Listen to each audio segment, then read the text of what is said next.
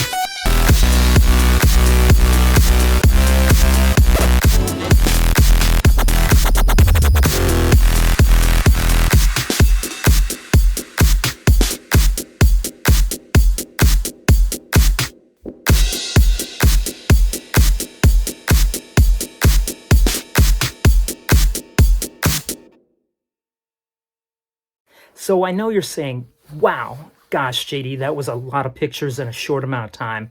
Well, I hope you enjoyed that little slideshow, because that is a sample of some of my previous adventures in life. And there's going to be a lot more to come right here on YouTube. So click the like and the subscribe button, and we're going to get going.